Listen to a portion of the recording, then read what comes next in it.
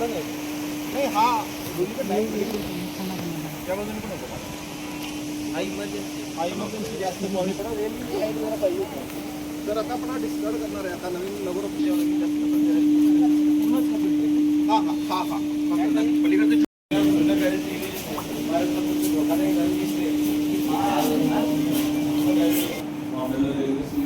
पण घेते आणि जे रवीला आधीची भरलेली होती आपण नंतर झाले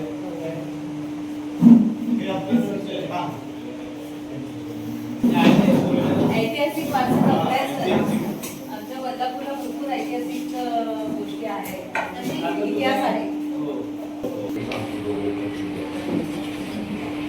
प्लांटची आपण पाहणी केलेली आहे. बदलापूरकरांना सगळ्यात मोठा जो त्रास सहन करावा लागतो तो याच फिल्ट्रेशन प्लांटचा, की ज्यावेळेला पाणी भरतं या सगळ्या भागात आणि त्यावेळेला हा वॉटर फिल्ट्रेशन प्लांट बंद होऊन जातो, बदलापूरकरांना पाणी मिळत नाही आणि ही मोठी अडचण गेल्या अनेक वर्षांपासूनची आहे. त्यावर कुठेतरी तोडगा म्हणून नवीन फिल्ट्रेशन प्लांटची मागणी बदलापूरकर अनेक वर्षांपासून करतात. या संदर्भात काय भूमिका घेणार?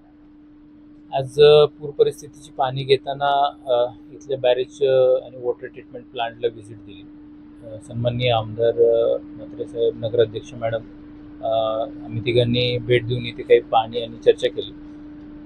हा जो फिल्ट्रेशन प्लांट आहे हा 1922-24 मध्ये बांधला गेला होता आणि इथे जेव्हा 18 मीटरपेक्षा पाणी पातळी वाढते, मला जे सांगितलं की ती पातळी वाढल्यानंतर प्लांट बंद होतो आणि मग थोडा नागरिकांना त्याच्यामध्ये त्रास होतो.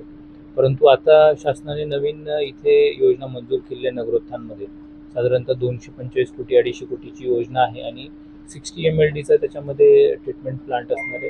तो इलिव्हेटेड पोर्शनला घेतलेला आहे, जेणेकरून उल्हास नदीचं पाणी पातळी वाढल्यानंतर भविष्यामध्ये परत पाणी पुरवठ्यावर फरक पडू नये.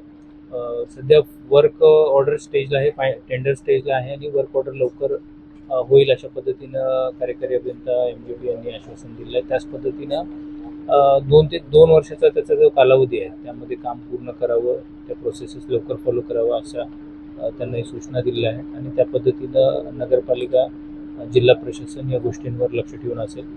लोकसंख्या मोठ्या प्रमाणामध्ये वाढलेली आहे आणि त्या लोकसंख्येला वाढलेल्या तुलनेमध्ये आज रोजी जे महत्त्वाचे प्रश्न आहेत, बदलापूरकरांचे पाणी आहे, रेल्वेचं आहे, तर या प्रश्नांमध्ये प्राधान्याचा प्रश्न आहे. त्या पद्धतीने प्रशासन देखील यावरती लक्ष ठेवून काम करेल.